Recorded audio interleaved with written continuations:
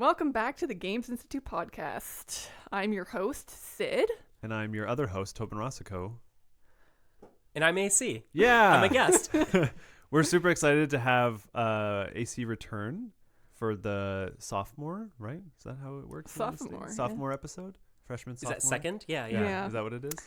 Yeah, AC has previously been a guest on the GI podcast back in 2020 when they were wrapping up their masters, and we wanted to bring them back on to receive some fresh updates of what they're up to these days, especially since they're into a lot more game design and trying to determine what it's like, I guess, working in the industry and not strict academia any longer. Do you consider yourself in the industry? It's weird to say especially because I started during the pandemic. When I imagine industry, I imagine going to E3 and doing socializing. Yeah, interviews and, I don't know, game parties. Yeah. And I don't do that. It's a lot of time just spent like in my office on the computer, jostling numbers on a spreadsheet. If that's industry, then yeah, I think I'm in it. From the GDC talks I listen to, that's close enough. I think it's also interesting because there's this weird dichotomy in games in general of like viewing video games as like the ultimate form of games and board games is like not as much. So there's this like, do you ever like feel there's sort of a difference in what you do, or are you still part of games essentially? Are you a misunderstood artist of our time? Nobody understands. Yeah, are you the board game Byron of our day and age? I kind of feel that, but more on the learning side. On the industry side, they're so separate that you don't run into it too much because you go to a board game thing and then there are board game stuff. There's just board game things, so you don't really get drowned out as much. When it comes to learning, though, if you're ever trying to find resources on how to make games, it's like, you should learn how to use Unity. I'm like, no, I don't. I'm going to prototype my board game in Unity and then go back and print it off. Let's do like maybe a chronological review. So you graduated in what year? 2020. Okay, so right before everything fell apart, or I guess it was like right after the first phase. Yeah. So what was your pandemic experience then, being a postgraduate with like no prospects? Is that fair to say? Yeah.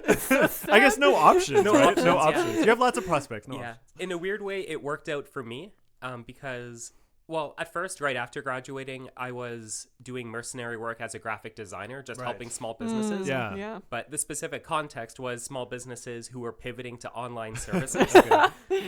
So because I knew how to use the internet and the computer, I got my first in that way, enough to live. Yeah. Yeah, so that was nice. And then for getting a job in the industry, I think I also have remote work to thank because the company I work for now, Wiggles 3D, is from London, and I'm not entirely sure they would have hired me.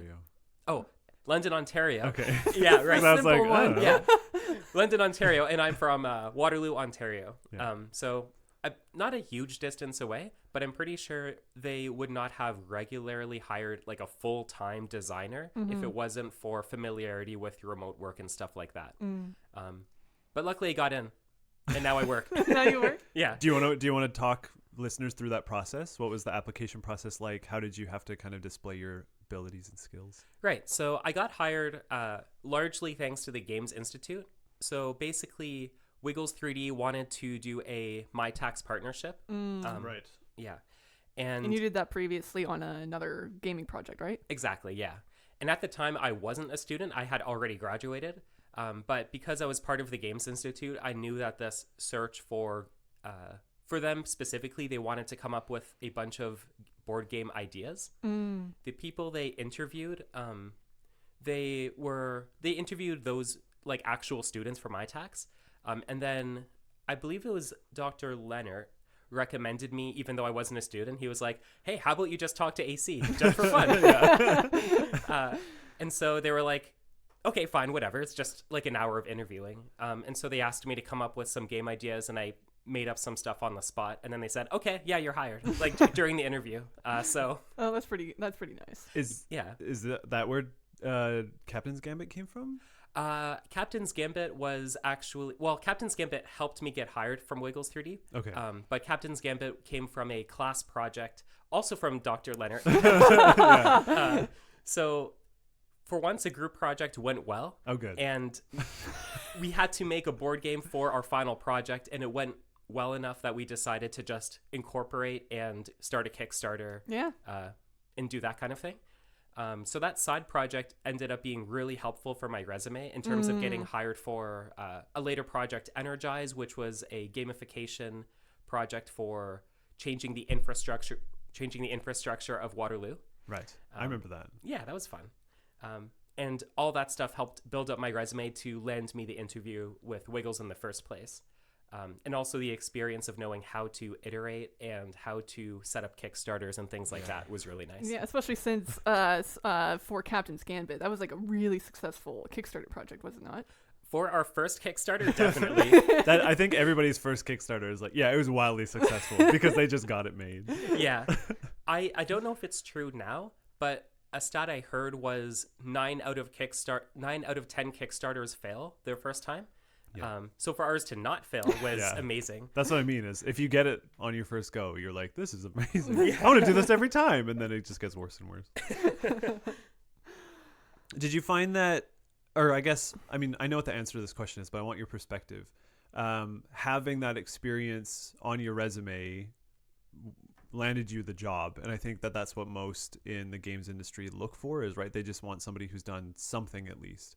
So I guess if you were to do it over again, what more would you do to augment the little bit of experience you already had? Would it be like, I am a proficient in Unity or something like that beyond just the little bit of, or like whatever came from Captain's Gambit and Energize to make yourself more appealing?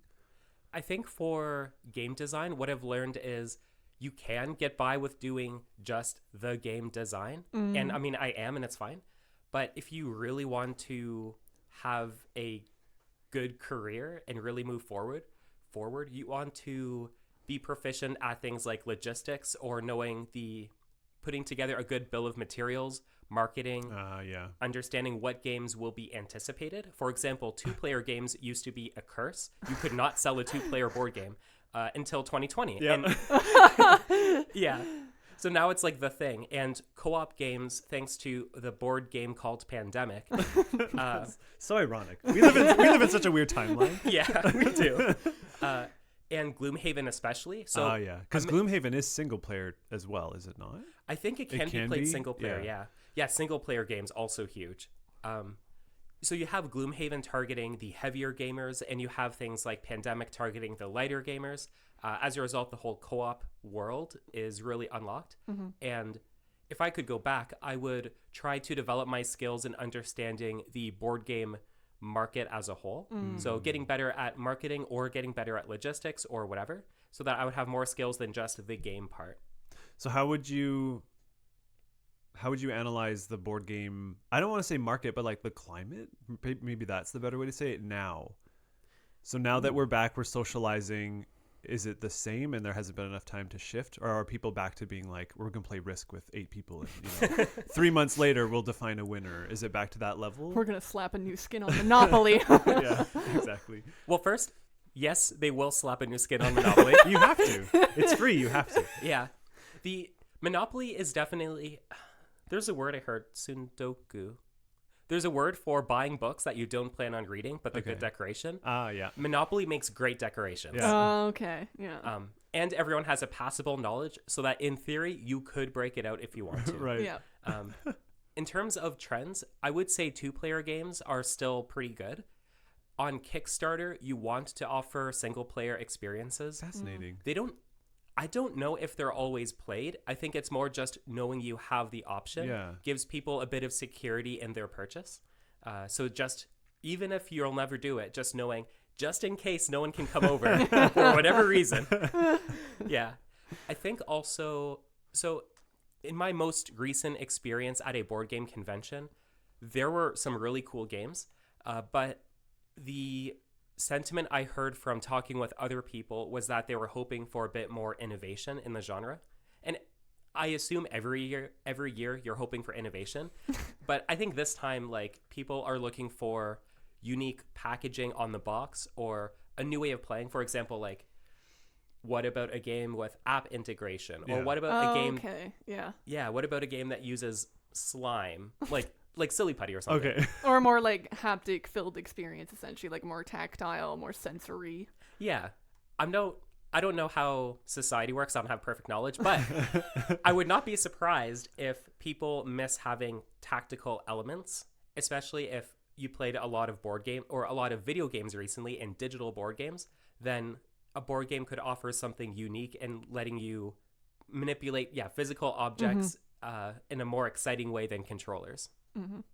Yeah, that's interesting. As someone who's raising a child who loves playing Blockus, it's weird that like we don't see games like that anymore. It's all cards, dice. It's like, at least my, I walk into J&J's, that's what I see most. Because it's like small stuff that you have to fit in a box in a very Yeah. unique way. It has to be like, you have to consider how large the packaging can Yeah. be, because that'll increase your expenses. So you can't have too many parts. But then there's the choking hazard that also comes with it. So it's like, Yeah. how do you make a game that's successful, especially since I feel like a lot of board games are just perceived to be targeted towards like younger demographics, especially more children. So it's like, you kind of have to consider these things. So how do you kind of bring that more tactile experience back into Yeah. games for adults? Right. I remember hearing a funny statistic. I want to say 2016, the best-selling board game, and I think it set a new record for best-selling board game of all time, was a game called Pie Face. It's Russian roulette, Okay. but with whipped cream, and so right, I that think one. my nieces and nephews actually own that. yeah, Yeah, I and think I've seen it before. made me realize what types of board games sell. Or I also remember like there was this weird fishing game that I had where it's like they were like in this rotating Yeah. tray and the fishes would open their mouths and you had to You hook reach 'em? down with your fishing hook and try and get as many fish as you could, or Hungry Hungry Hippos. Right, Yeah, that kind of iconic stuff. games. Yeah. So because those younger demographic games really do sell well, they definitely get the more attention, specifically from the industry side, because those younger demographic games are definitely the big sellers. Usually, if you want more adult or family aged up kind of games, Kickstarter is the place to go. But there's an interesting divide between the Kickstarter realm, the mass realm, like Walmart and Target, Yeah. and then the hobby realm, Yes. That's yeah. which I didn't expect. I thought the only games out there were like Terraforming Mars. Next thing you know, you go to like a store like J&J's, you just like blown open by how many games you see on the shelves. Yeah. So what kind of games are you like interested in creating and seeing, especially since you're so involved in the design process and you constantly play test either by yourself or with others? What kind of games do you like to see and produce? That is an interesting question. There are a lot of interesting ways to make a game. I think everyone's first game tends to be one that they enjoy, the one that they want to play themselves. Like, I want my dream game, I'm going to make it. And then once somebody gets into game design, the next game they make is a game they enjoy creating. And I think sometimes you run into a problem when a game is very fun to design and think about, not actually good to play.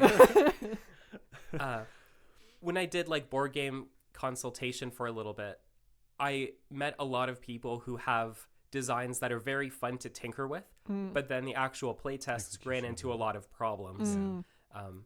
Where I'm at now, I don't know if I've quite graduated from that. There are a lot of games that are more fun to design than play, but the three kind of games I want to make are, I want to make something that changes the industry, like something that has an impact with how future board game mechanics might happen. Cool. For example, Dominion wasn't the first deck builder, but it really popularized the deck building mechanic.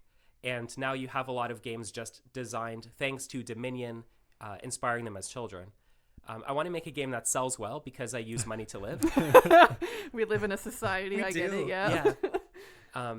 And I want to make a game that will be enjoyable by the closest people I know who don't like the existing board games on the market, which is kind of specific. But like, I think it would be nice if everybody had a board game that they could enjoy.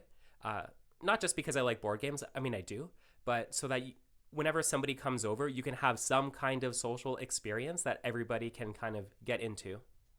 Sid, do you play board games?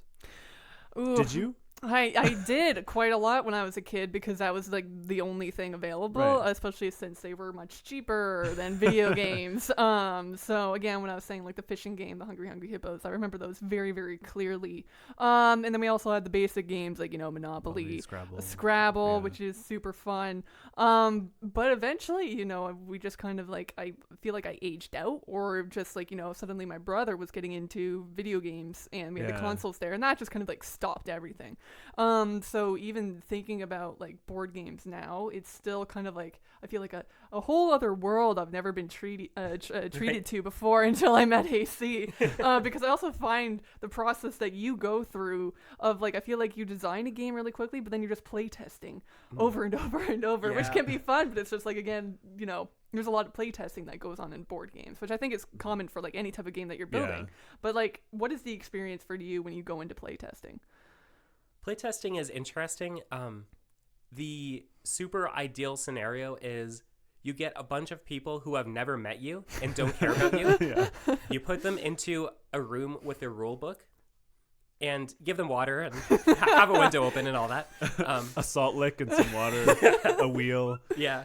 And then you are not in the room. They read the rule book on their own. They play on their own. They leave the table if they feel like it. They have their phones to go on their phone if they get bored. And you're just watching and taking notes. That doesn't really happen. That's pretty unrealistic. It's a great scenario because then you get to test the rule book and their comprehension and their opinion of the game, especially if you can see like when do they look bored, when are they looking at their phones, when do they act very resigned, when do they get excited, especially if board games have a moment where a player is like standing up and like towering over the table now because like they really care about some kind of result. That's when you know you hit a good spot. Realistically, playtesting is not quite that clean because it's hard to get playtesters. Oh, okay, yeah. Especially because when you are playtesting, it's kind of a non-renewable resource, like people's patience. So you need to test a game, and the game will be bad. So you're basically making people have a bad time for like an hour or two, and then you ask them to do that every week. Yeah. So you have to be very mindful of the player's time, and sometimes that means doing either smaller play tests with rotating play testers or doing a lot of play tests just by yourself. But you are very biased, so it's hard to get great data unless there's like serious systemic problems with what you're designing. You can get systemic problems out just by playing yourself, but you really have to see the smart player and the very new player and how they engage with that system, because you need to make the game fun even if you're losing. So it's a lot of like setting up the game, trying to interfere as little as possible, and then getting the most out of every moment of the playtest, like body language or tone or the way their cursor moves if you're playtesting online. You got to really get that information with each playtest because you only have so many before they're too busy. What do you look for when you're playtesting by yourself? You mentioned like systemic problems. What do those look like and how do you spot them? So usually when making a game, you have a kind of expectation for what the optimal strategy is, or at least what a decent strategy is. There's also an expectation of like, I want players to have difficulty with this part of the game, and then when they accomplish this, they get a reward that makes this next thing good. So you kind of have to be honest with yourself while playing through so that you don't just assume everything is great. Some systemic problems to look for is kind of like, when you are making a tactical decision, do your eyes just glaze over an option? For example, which card to draft? Like, oh, that's a bad one. Well, at some point, you will have to buff that card if it's always the wrong choice. A systemic problem might be at some point when you realize you have generated so many tokens, you physically can't manage them all. Too many peas in the pot, like Mark Rosewater. Sometimes when playing, you'll realize you literally cannot win. Like, these cards just don't work. Oh, fascinating. It's always nice when that happens. Like, easy problems, you just fix it and move on. Yeah. Well, it's also just like the luck of the draw, because I know sometimes, say if you're playing like Monopoly, that's like, our easy case, it's just like, it just depends on how well you roll and which properties you land on first. If you don't land on the good ones because your rolls are just based on luck or by chance, it's just like, well, then you be set up to lose the game, really. So Right. it could just be, how do you kind of factor in the luck or chance factor when you're building a game? Right. So one thing is to just play a bunch of games, normalize the luck. With Monopoly specifically, what I like to do when playtesting games is measure the points of agency. So a lot of board games have to have player-driven fiddly work. In video games, you just change the stat. But in a board game, if somebody loses health, you have to move a slider down. Right. You don't have agency. You're just doing the thing. In Monopoly, when you roll the dice and move your pawn, you're not choosing to move the pawn. You are just doing the action. And so when you measure the points of agency, you can kind of ask like, how interesting is this decision I'm making? How impactful is it on my future turns? Like, is it something that will only give me a point now, or will it give me more opportunity for points later? Is it a decision that's very, very easy to make and it's kind of like mindless? Or is it something where you really need to think about the future before you make your action? So with randomness, randomness can sometimes obfuscate those decisions because the outcome changes. And so instead of focusing on like what is happening to the overall game state, I think you have to focus on what are you simulating in your mind when you are doing these actions, or are you just following something? So the luck can influence things. Usually the hardest part though is just making sure the luck isn't making you think that your decision was meaningful when it wasn't. Yeah, the like false positive kind of. Yeah. So you mentioned that you went to a board game convention. Yeah. And it was Gen Con, right? Yeah, it was. So Gen Con, for those who don't know, is the convention. I believe it was set up by Gary Gygax, was it not? Or like someone near relevant to him. Anyways, so it's in Lake Geneva somewhere. I don't remember the state. That's why it's Gen Con. Yeah. It's Lake Geneva. It started as like a board game hobby wargaming kind of convention. So it has deep roots in D&D. That's why I know about it. Oh. There you go. So what was your experience like? And were you able to rub shoulders with any of your like idols, or was it just like, hey, we get to socialize and talk about board games again? Like how did you make it work for what you needed at the time? So first, a fun fact about Gen Con is it was from Lake Geneva, you said? But it moved to Indianapolis in the end. There you go. I guess because they wanted a bigger con. Yeah. Yeah. So bigger convention center and all that. So from my experience at Gen Con, the first few days, most of the days were spent actually at industry meetings. Oh, cool. They were small meetings, so maybe 3 or 4 of us talking at a time. Where basically at Wiggles 3D, we presented the games we were working on. They gave their feedback. They told us what games they were looking for. And then we kind of talked about potential future plans or what of our games might be good fits for them for distribution, publishing, that type of thing. So it was a lot of doing smaller presentations and also learning what games they might want us to develop in the future. Very cool. Whenever we had free time, I would roam the floor and see what games were being made.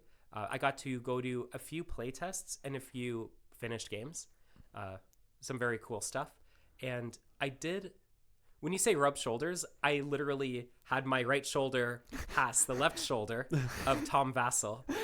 He was busy and I was busy, but so that was the person I like had known of though, because he reviewed Golden Ticket, which was one of the games I made. Oh, okay. And he kind of reviewed Captain's Gambit, another game I made. Yeah. So I'm like, oh, there he is. There's the guy. That's The cool. guy who reviewed them, did he leave good reviews? Nice reviews? For Captain's Gambit, he didn't really like it. That's so unfortunate. Yeah, he said it was. You might as well play Coup. Oh, which yeah. they both use the same base mechanic of like the bluffing. Yeah. So valid, I guess. And he liked Golden Ticket. Golden Ticket is a game with a lot of randomness. I don't typically make games with output randomness. Input randomness being you have a random set of dice. How will you use the situation that is presented to you? Output randomness being you don't know what will happen, so you have to make a decision in anticipation of the potential outcomes. Golden ticket, you collect chocolate bars, and you might have a golden ticket. Yeah. So you might have the most chocolate bars, and Charlie sitting across from you might only have 2 or 3, but Charlie still might win because one of those has the golden ticket. And that ended up being very divisive. Obviously, it's flavorful. That's how it happened. But players don't like the idea of doing the best and still losing. And I guess they have trouble coming up with house rules to just say whoever has the most chocolate bars wins. But Tom Vassell, when he reviewed that, he was like, yeah, it's fine. I'm like, cool, okay. All right. All right. Passable, Putting that on the awesome. box. That's also something interesting in terms of like when you come towards house rules, or like it's kind of like a modding really of like an actual like board game, because I know a lot of people, going back to Monopoly, 'cause that's like the basis for everything, is there's a lot of house rules that can go on for for parking? Monopoly in general. yeah. Like, you know, oh, this is how people use the free space, the free parking space. You know, if you round go, this is what you do. If you land in jail, this is what happens when people land on your properties. So do you ever like to return to like old games or games that, you know, have not been worked on by you, but do you see like, you know, things that you would like to try to bring into the game and try to like change it up a little bit while still adhering to the majority of the rules of the game? Yeah, I love house rules. I think my favorite to look at is parlor games, like euchre and stuff. Oh, Because my goodness. I kind of imagine games like those as being play tested by generations of families, and house rules coming up. Well, I imagine some house rules are like, oh no, but this jack has one eye, so actually it's really good. And the clueless family being like, oh, okay, and now you have that one eye jack, I guess. Yeah. But I think a lot of parlor games, and I've tracked a few of them, like euchre has changed. There are some other ones, mostly trick-taking games change a lot, where over time new rules get added and old ones get removed. My favorite house ruling is for president. I just made up a slightly separate set of rules, and I taught everyone how to play it that way, so maybe that'll become a new way. With that one, it's like 2s are high. The game of president is you have to get rid of your hand of cards. Yeah. On your turn, you have to play a card that is higher than the previous card, or you can play the same one and burn it, which some people don't do, but I like it, so whatever. And some rulings I did was basically to make the worst cards feel better and to add some variance in whether you want to use a card to win this round or you want to save it for a greedier turn later. Because that game doesn't have a ton of decisions. It's mostly play the lowest card that beats the next one. Yeah. But I wanted a little bit more. So, for example, a ruling I did is you can play a 2 in order to beat all the other cards. It's pretty good. Or you can play a 2 to beat a pair, and a 3 can beat a triple, but it can't beat a pair. But it's also just a really high card in general, and 2s and 3s can't be burned. So if you think someone else has a 2, you might play your 2 earlier just to get the next hand. Cool. So there are some smaller things like that. I'm sure I'm not the first person to think of those specific changes, but I do really like house rules and how you can adapt a game to your kind of needs. And I think those are like really interesting game designers. It's like designed by the masses in a way, because whatever rules, if you have conflicting rules with like a different family, you might play both versions and eventually be like, okay, yeah, no, I like the 3s are high kind of gameplay. Because you get to a point where it's like you've known of these games or you've played these games for so often that you kind of forget about the rule book, and then you're like, oh, you know what, I'm just going to read the rule book for fun, and then you realize, oh, I've been playing it technically wrong all this time, but it still works somehow. Yeah, Monopoly, like you said, that's definitely the biggest one. Almost nobody knows like how free parking or the jail really works. Actually, I forget too. So when thinking about design philosophy, how do you go about expanding your creative vision for that? Are you listening to GDC talks or board game conference talks, if there is such a thing? Or is it just like, I'm going to play this game and you're the one kind of doing like a technical teardown and then figuring out the innards from there? I do a few different things. I think the most fun thing to do is listen to GDCs, whether they're for board games or video games. They often have a lot of really good take-homes. I think the most useful thing, it's also fun too, but is just playing a wide variety of board games, but especially games that I don't think I'll like. Games that I dislike in new genres that I've never cared about. Because by going like, why do people think this is fun? Usually there's some kind of interesting way that player agency is manipulated. Like, I never really liked social deduction games. Like Werewolf? And Yeah, okay. Mafia, Werewolf, Captain's I don't like Gambit. those games either. Yeah, so like, I'm still not a huge fan of them. I don't mind Captain's Gambit because I changed some of the mechanics around, but I still don't really like most social deduction. Yeah, games. I'm not good at lying. So when people are like, "Is it you?" I'm like, Yeah, It's also No. just like it's so hard for people who just can't also read social interactions all that well. Right. Like, I don't know, you could be a liar. I also I just reply to every situation the same. So no one knows if I'm actually like an innocent person or a werewolf because I'm just reply to everything the same way. So it's Yeah. just very hard if social interaction's not your thing. right. So in trying to study why do people like these games, I noticed, because I prefer tactical games and games like Cookie Clicker or economical games where you have a number and you make the amount of that number get better. But I found, I at first thought these social deduction games were too simple, but it turns out the board is simple, but what is actually happening is when you are playing, you are creating a large board in your mind of all the potential interactions and choice trees and ways that things could happen on your turn. And so the game itself being simple, or the game looking simple on the board, doesn't mean that the game overall is simple. And actually the fun of the game comes from your own simulated board in your head as you're thinking about the way pieces could fall. Like, oh, okay, so these are just virtual pieces. They're not missing pieces. And that made designing board games a lot easier, not just for social deduction games, but for other games in general. I realized most games, all the good ones, have you operating in like basically an imaginary space most of the time. weird. And Yeah. one thing I found to be the most interesting was in Captain's Gambit, we found this out. There's a captain called Prospero who he wins if he gains enough energy. And it's very easy to gain energy. You just do it as an action on your turn. You spend energy for stuff, so there's a reasonable... it's reasonable to just want energy and not be this character. But what I found was it doesn't matter if he is actually going to win or not. He doesn't even need to be in the game. Just the chance of this event happening shapes all of the decisions that all the players will make at the table. So when you have the chance of a certain action happening, you kind of get free real estate in the game of influencing where players' minds will go. And you get to create like a free sense of fear or accomplishment in protecting yourself against something that may or may not actually be there. So with a character like Prospero in a multiplayer game, one person experiences Prospero, but 7 people experience him as an enemy. So when you're designing a character in a multiplayer game, what matters more is the majority of people will be interacting with the potential of them as an opponent and not how they actually feel to play. So getting out of my head of like, is this character fun to play?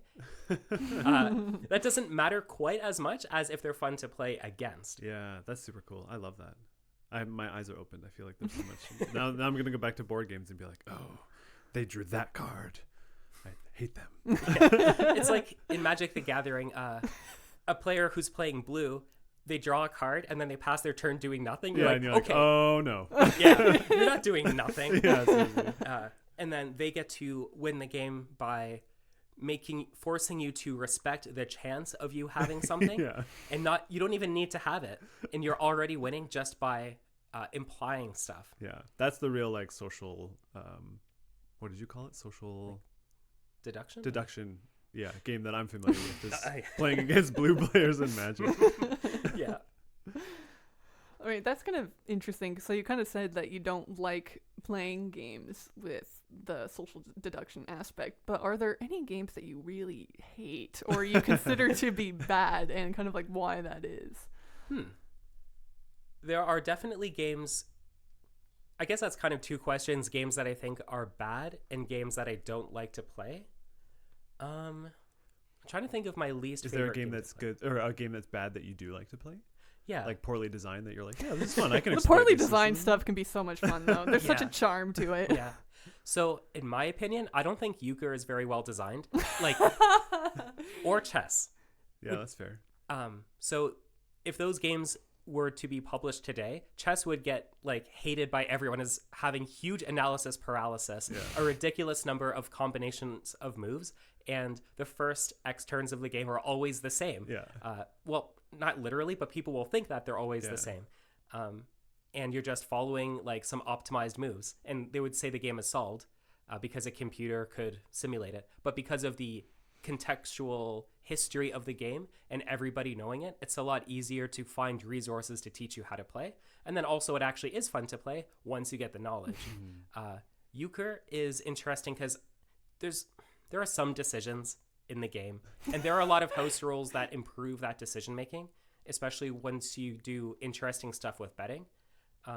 But generally, the game is fun to play, not because of the cards, but because you're spending time with your friends on a Sunday afternoon, and you're having like a coffee, or a beer.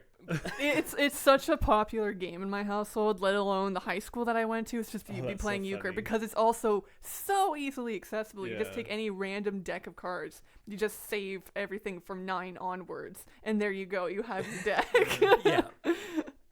So like it's great as a social experience, and because everyone knows how to play it, any deck of cards will do.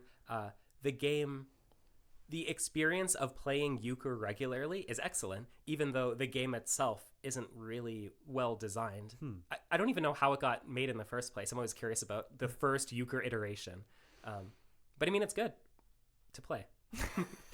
So let's say it's, Friday, you're done work for the week. You go to your board game shelf, which I envision being like a walk-in closet in your house, just like loaded with games. What are like the 2 or 3 that you pull down and say, tonight we're going to play this? So it depends a lot on the energy of whoever I'm playing with. Yeah. I definitely have a huge amount of energy for playing any board game at any time. But for example, last night I played Stardew Valley board game with my partner. Excellent. That's on our Christmas list. Oh, I would love to play that game. Yeah, that game is very interesting. I can't tell if it's better or worse if you know the video game. Like you've played like the video game of Stardew, yeah, right? yeah. So how would you say it functions as an adaptation? Now Or we're getting into or the like good a stuff. remediation or something. Yeah. So Stardew Valley feels a bit like a Disney ride to me. To me in a positive way. Because in the board game, the video game has a ridiculously large scope of things you can do, and you normally don't worry about it because the game takes care of it for you. Like, what can you buy at the shop? Well, that just changes, and you deal with it. But in a board game, you have to manipulate like 24 different tiny tiles times 4 to change the crops that you can buy. And the fishing is, you don't have like the same fishing mini game, but they want to include all the fish, so you have a massive bag of fish. I think the game did a really good job of including a little bit of everything, which is what I imagine as a Disney ride. Like you go in like, oh, there's not Shrek. There's Sully. Okay. Yeah. And I think that's like Mike Wazowski behind that wall there. That kind of thing. Yeah. And so in Stardew Valley, you will not see all of the villagers in a game. Because when you make a friend, you choose a card at random from the villager deck. You won't see all the fish in one game because they're pulled from a bag. But the potential of knowing they all could be there and you might meet any of them still allows you to kind of imagine like, oh yeah, this is the village. This is the presence of all the fish. And a lot of items do a lot of heavy lifting. Like you'll have one item that is, I was thinking of a profession. You'll have one profession card that represents the ability to use a tap, like a thing you put against the tree to collect sap. Yeah. And so like this one card represents the entirety of the sap collecting mechanism in the game. Fascinating. So for a tour of like looking at and noticing everything in the game, it does a good job of having everything there. But in terms of the mimicking the same decision space of the game, it's very different. Yeah. So if you're saying I want a relaxed game where I do whatever I want, you will not get that in the board game, which might disappoint people. But if you're like, I want a board game version of Linus, I don't know why I thought of him first. I want to go into those mines. You can go into those mines and you can encounter all of the monsters. just mechanically, it's very different. Yeah, it has to be. Yeah. So it's weird. I really enjoy it as a board game, and I enjoy it as like the theme of doing everything at the farm. But if you're in there for a relaxed farming experience, then it's technically not the same. So that was one game. What's 2 or 3? Yeah. So that game is something I would play with my partner because it's like thematic. And that's a pretty big game. But if you know how to play Stardew Valley, it's easy to get into. Yeah. If my friend was over instead, and let's say we were at a cottage or something suddenly, the same board game shelf is just at a cottage now. Yeah. I would pull out Terraforming Mars with multiple expansions. Oh my goodness. Make it like a 3-hour journey, maybe 4 hours. Maybe Roll for the Galaxy. That's like a classic. And then probably a new game that we had recently picked up. Don't know what it is, but like we're going away. Let's go grab something. Like Exactly. that kind of thing. Like you need a book for the plane. You get a board game for the cottage weekend. That's Yeah, awesome. exactly. So like we have a few games that are like games you want to get deep into because your 50th time playing a board game will definitely feel very different from your first time. Just in terms of like now you care about way different nuances than you did before. And so developing a deep knowledge scratches a different itch than learning something new and experiencing something for even the fifth time is different. Yeah. So I like to kind of mix it up for those experiences. That's super cool. I like that. Yeah, the deep knowledge idea. Because so I was in Neil's game studies class. I don't think either of you took it, right?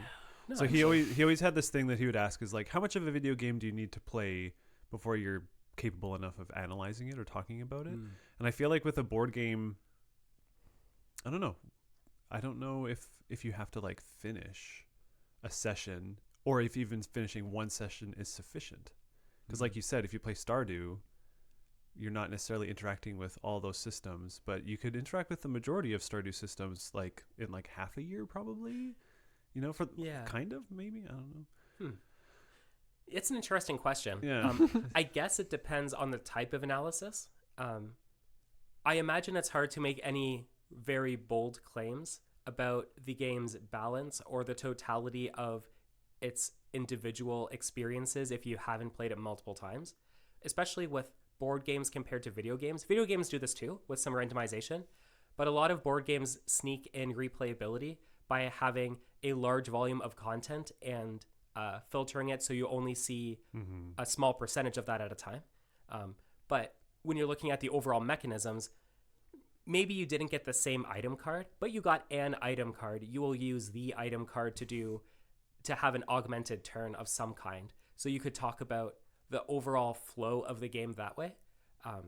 But you probably won't be able to say anything about whether something is overpowered or underpowered. I don't know what kind of analysis would care too much about that anyway. Maybe like, is it saying something if it is very easy to make money from crops and very difficult to make money from fishing? Like they want players to spend time nurturing one thing rather than spreading out. That might be some kind of analysis. But yeah, I think what I would want to see is someone writing an analysis after their first playthrough and then playing it 10 times and then doing it again and noting what's changed, especially since I think a lot of the dynamics shift as you realize that one strategy is better than another, or even that you thought that a certain interaction said one thing about a character or event when it turns out that that was just one type of interaction that emerged from the specific character you were playing as, for example. Right. I don't know. I would always say play it as many times as you can. Not always realistic, though, so it's tough. Yeah. And board games, some of them, to see all of it is like a good 2 hours, 3 hours, 4 hours. Yeah. Like those Euro games and stuff, right? They're just so time demanding. Yeah. Especially if they're like these big grand games, and if you're playing them with a lot of people, it's just like, okay, can you realistically finish everything that you need to do in one evening? And sometimes that's just not a possibility. So you're like, whoever has X amount of stuff, you win. So Right. Actually, that reminds me of another thing I wished I could have done for more analyses when I was more into academia was if I could see a game being played by a pro, a generic person, and somebody who's very bad at games and maybe doesn't even like the game. Like, I want to see somebody going into Animal Crossing who loves min-maxing and making money and their statement on the game versus somebody who goes into Animal Crossing and hasn't seen those TikToks of people with ridiculous islands and mansions. Like, I bet the feeling of like feeling trapped or feeling obligated to do certain things completely evaporates when you aren't even aware of what you quote unquote like should be doing. Yeah, it's like priming you to do a certain thing because like, oh, that's how you feel like it should be played, when it's like there are so many experiences you can have with a game that the game doesn't tell you can have. It's just a matter of allowing you the time and the freedom to actually go look for it. So Yeah. I know some I can't quite remember which game in particular it was, but there was a game that involved a lot of fighting and combat as the primary way of existing. And I know there was a community of people who only played for the botany of it, like just the flowers and the plants and just like managing this tiny part of the game. And they got really into that specific element of the game. I wish I remember which one it was, but like that's a totally different experience. You can have a way different analysis of a game as viewed by those people compared to people who come in expecting a combat heavy game. Was it Lotro? Was it Rune Factory? Was it Stardew? I went into Stardew preparing just to go into those mines and fight every day. That's all I did. because there's so many different experiences, at least with a video game of Stardew, because I haven't seen, like, I don't know much about Stardew board games on YouTube, of like people being like, oh, I am going to play this game without buying a single thing, and seeing how that changes the play experience. I've seen that video. That's a good one. But I don't know if that's easier or harder to do when it comes to a board game. Like challenge runs, essentially. Yeah.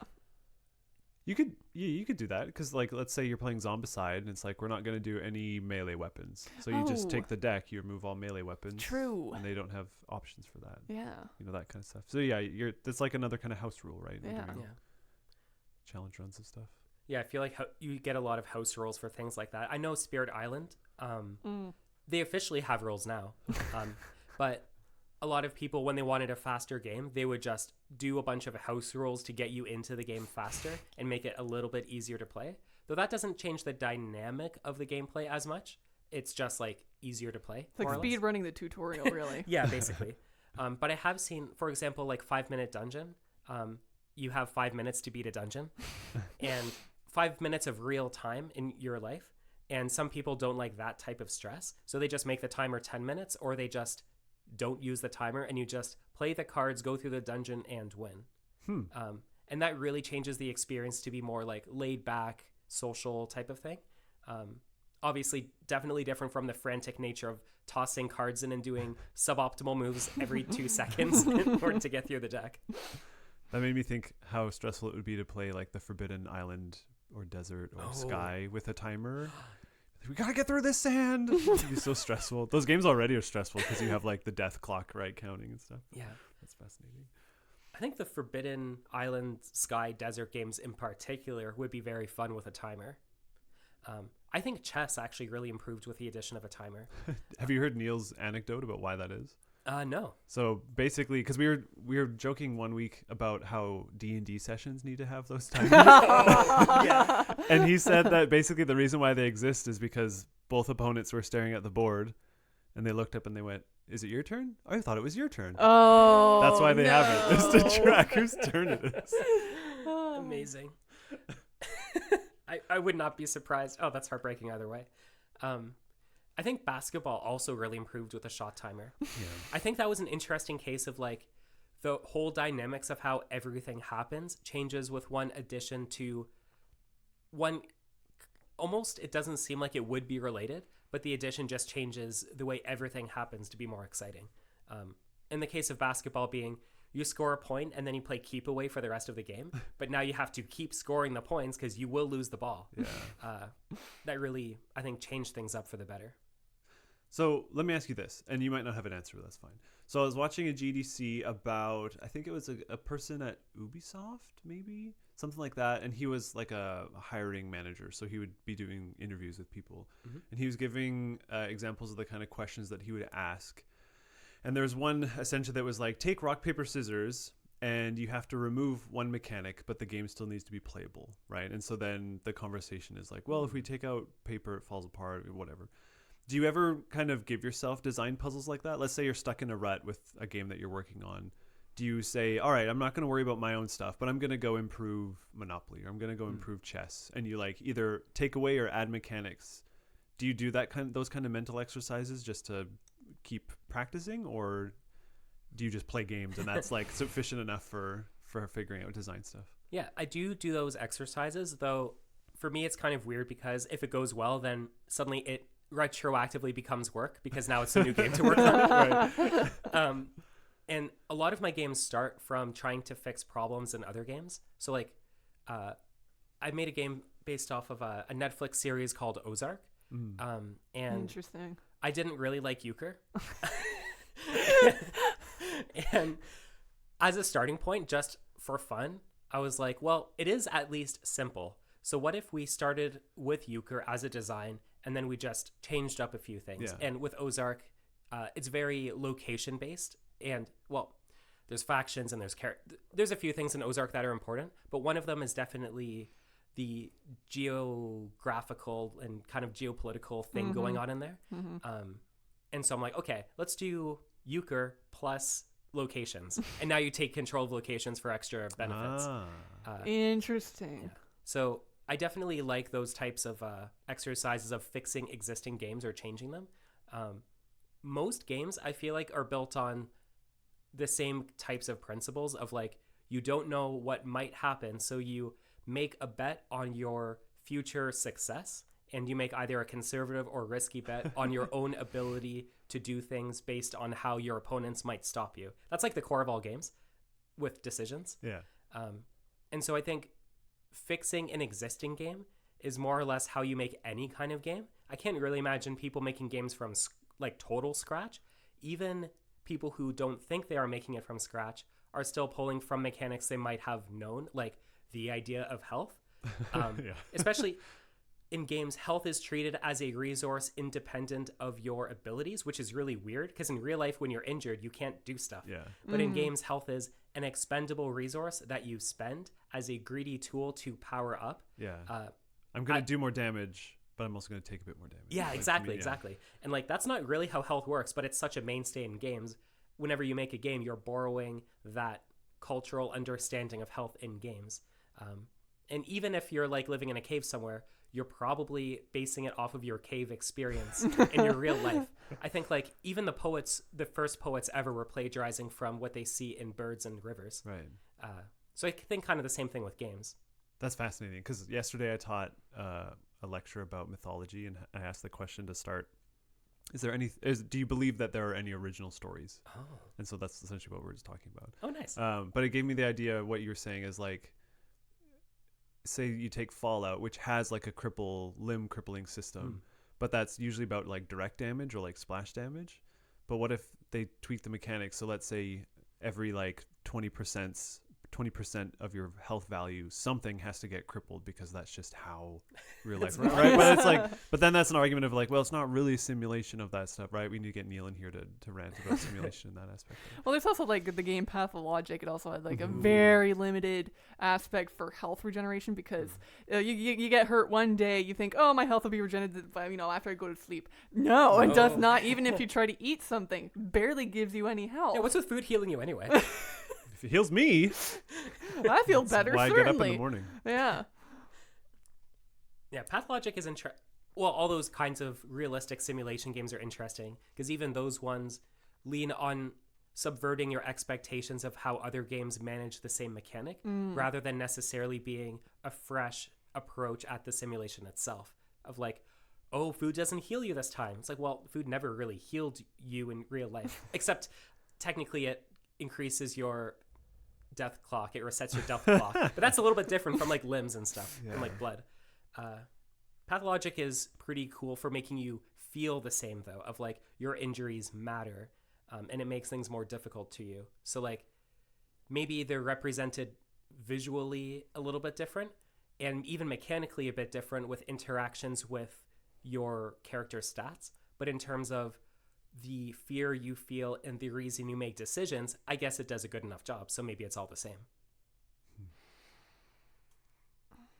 I think with simulation games, I think what really matters when you want to represent something is how does a player weigh their decisions and what makes a player make one decision over another. I think that's the thing that really matters when you want to simulate an experience, more than how visually does it look, or like mechanically does eating food really heal you? Well, no, but maybe maybe being scared of getting hurt because it's so hard to find things that make you feel better. That's the same kind of feeling, even if it's not like bread that is going to restore your health. Because I know in Red Dead Redemption 2, I forget if the first one did this, like the hunger mechanic is kind of important to the game because one, you need to eat to live. That's just, we live in a society, that's how we work. But it does affect your health. So eventually if your cores drain out, it means your health is going to regenerate slower. Yeah. Your stamina is going to regenerate slower. They didn't have that in the first one. Yeah, it incentivizes you to eat food and eat food regularly. And it comes to a point where it's like the game will tell you, you are at a dangerously low weight to eat some food. Even the same thing with sleep. Eventually, if you go for days without sleep, you'll pass out in the middle of the road. Oh, that's cool. Too few games actually do that. Yeah. Or I guess do it purposefully. Yeah. Because Fable 2, I don't know if Fable 3 did it, but they did a food thing where it's like you could eat a bunch of pie to get more health. Yeah. But then you start to put on weight. And I don't know if that actually has a negative consequence. But then it's like, hey, then you eat celery and you lose weight, but you don't gain as much health back. So there's like an interesting trade-off of like aesthetic versus function. And stuff like it's the same thing with with your horse in Red Dead 2 as well, because it's like you're also you make a fat horse? Yeah, well, you can make a fat horse. Well, not physically fat in the game, but regardless, you have fun your to stats see. of the horse. First of all, you should be feeding your horse in general. Yeah. Because the same thing with the I don't cores and think I fed everything. my horses. But if you overfeed your horse is probably going to suffer in terms of stamina. Fascinating. So that's kind of like the aspect of trying to integrate food in a more realistic way. That's what we do in real life. So I don't know how that would work out in video and board games though. I think I've seen it in some kind of board games, but now I forget which one suddenly. I think Dead of Winter technically does that. Yeah, I gotta feed people. But I think Red Dead Redemption is interesting in the sense of like, so with those mechanics, I like to ask like, so what does that mean for players, or why does that enhance the experience? And then I guess you have to look at what is the promise of Red Dead Redemption. I guess it's the idea of roughing it and the idea of... I get to be a cowboy. I get to be a cowboy living off the land. Yeah. And like, what is living like a cowboy like? I guess you have the expectation of things are difficult, and then the fantasy of, but I can manage it. Yeah. And then it's like, oh, it's hard to find food, but then I can do it. And so they make eating a necessary thing so that you have to be like, oh yeah, I have to go hunting. And so it gives you a good mechanical reason to engage with like the hunting mini game that they have there. The hunting, and then also getting involved in more of the game that's not necessarily the story driven part of it, that forces you to actually interact outside of like the main quest line. Ah, right. Yeah. I didn't make it far enough in that game to appreciate it. I That's played one of it those games too where much. I would start it and be like, no, there's too much to do. No, And it's I fair. just can't make a decision. I see a game like that and I'm like, oh, I'm gonna live here for the next like 3 weeks. I miss games like that. I'm really excited for Starfield because I was like, I want a game that I know I'm not going to finish, but I just want to like see how pretty it is. Because that's the next Bethesda game. Yeah, and they said it has like 6 times the amount of dialogue. 2,000 planets to visit. like than Skyrim did. So it's gonna be huge. We'll see if it actually plays. It's good, yeah. 'Cause content alone doesn't necessarily mean it's good. Because I would say that's also a different standard. It's just like video games these days, because of crunch culture and all that. It's just like you get games that are delivered that are half finished and that needed to be patched as soon as they, arrive. But I don't know if that necessarily happens with board games, because it's like you have to deliver like a fully finished product at the end, especially if it's going into production. So do you see that as an issue of like games or board games that are like half finished technically? You do. You mostly see it with IP related games. Okay. If you've ever played a board game, you're like, and it has like a picture of Shrek on it or something.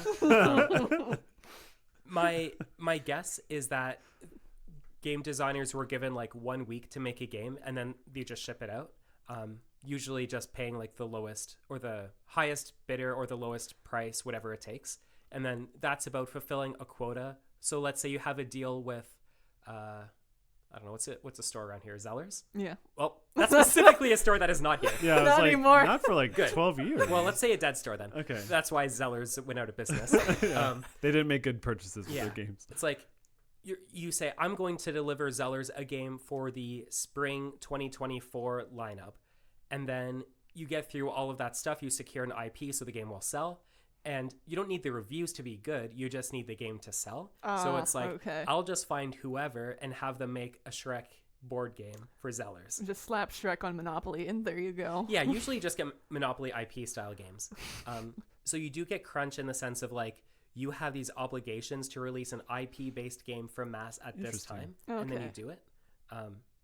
Yeah. I almost had that type of crunch. I'm used to spending like 3 years making a board game. Mm-hmm. Turns out no board game, if you want to be sustainable, should take 3 years to make. And so I had an interesting awakening when it was time to work on my own IP games. Luckily, I had a bit more time than I think they give other IP developers. So I got to actually make it like a good product. But I think there is crunch in those cases where it's like, well, we just have to make the game literally playable. We don't have time to make it good. We just have to submit it by this deadline. That's such a shame. Yeah. So that's like when you're probably removing mechanics that you wanted to incorporate, but then you realize we don't have the time to make sure it works. Yeah. Usually it's the other way around, which is funny. Really? Keeping in mechanics that shouldn't be there. Just to have it be full, like give an illusion of depth. Kind of. Not everyone makes games like this, but it's definitely how I do. And I think how generally game designers do stuff is when you make a game, you envision like systems, whether to simulate something or whether to just like have some kind of cool interaction in your head. And then making a game better usually involves removing the bad systems and keeping the good ones or integrating them to be streamlined. Gloomhaven is a good example of a game that never did that. And it did fine. It kept all of its mechanics, but most good games removed like half their stuff. It's a video game, but Into the Breach, there's a good game designer talk on everything they removed from that game. And the game is so much stuff. Yeah, it's way better for it though. Yeah. I feel bad, but it really is better. So when a game is made on a tight crunch, I feel like you make the games, you make it playable, and you don't have time to remove any of the extra fluff or anything, and that stuff ends up getting in the way of the game. Alternatively, you get a game where they know they can't remove the fluff, and so they just make another match 'em game or like another Candyland or whatever. Yeah, what is it? What are they called? Match threes? Yeah, something like that. Yeah. Though I would like to make a match 3 board game. I feel like I could do it. It'd just be like a big Plinko machine, right? Yeah. I haven't played it, but there's a game, I think it's Alchemist something. It actually involves having marbles that roll down a hill. Oh. Yeah. It's I've played this. It's Potion. Potion. Is it alliteration? Potion. I don't think so. Oh, I don't know. It seems But I know cool, what you're talking about. Yeah, Yeah. because I remember playing it. It was fun. It was very kinetic. Yeah, that's a good example of a game. It was released a few years ago, but a game that if you tried to release it now would still do well. Yeah. Yeah, and they're like, there's video games showing up that are kind of that style as well. They finally come back around to things like that. Sid, do you have closing questions? We've hit our hour. I have like one more question. I do have probably just one question. Do you have any upcoming projects that you would like to talk about or promote, or anything else that you would like to promote that's already out? Trying to think. I forget which projects I'm allowed to talk about. Yeah, it's like, what's not under NDA that you can talk about? So a project I'm inheriting and working on. So designer I'm working with, Connor Reed, he made a game a few years ago, and now we're both working on it together to release it. Nice. It is a boss rush deck builder. Very cool. Where everyone starts with just 1 health. Yeah. And it's cooperative, and it's pretty great. So I'm helping them work on that one. That's so cool. that'll be coming up soon. Question mark? 3 years. Check back in 3 years. It'll be perfect. Maybe we'll update this podcast again and have some links for you. Yeah. And I'm also working on a game that involves throwing as many dice as possible. That's like the starting point. Like, how many dice can you hold in your hand at once? Oh, so the people who have giant hands like me, they'll obviously be able to hold a lot of dice. Lots of D20s. You'll have a small advantage in that game. Very cool. So then I guess as the closing question, what would be like the one board game that you think is perfect? And I mean literally perfect. That has Ooh. no errors. The design, the No- mechanics, Yeah. it's all gold. Huh. That's a pretty good question. Probably nothing is literally perfect. It's not my favorite game, but I think Azul is probably the closest to being a perfect board game. I don't know that one, so I can't comment on it. It's like an abstract game where you have tiles, and you basically draft a whole set of tiles from these little like plates in the middle to fill up your gallery or something. Okay. Um, Wait, is this the stained glass? there is a stained glass Thing? version. Okay. Though that's Sagrada, which is Okay. Yeah, that's the one I was thinking of. And then there's also, I've seen one around the GI where they play with like quilt. You get like quilting patchwork. patches. Yeah. That's also Ooh. pretty close to a perfect game. But Azul, that's your recommendation. Yeah, I would say it's close to perfect, though I don't really like it. Okay. It's There you a go. decent game. It circles back to a question. we had Objectively before. perfect, but if I want a game I really love, like I love Terraforming Mars, but I Love Cats is the most imperfect game that I love. Okay. Everything about it is ridiculous, and there's frayed bits everywhere. The numbers are weird, mechanics that don't make sense. There's like ghost cats for some reason. It's good. Perfect. Where can people find you online if they want to reach out for more info or to have a chat? The easiest way to reach out to me would be if you go to cloudfallstudios.com. We have a link to the Discord, and then you can join that nice. server and hang out. Very nice.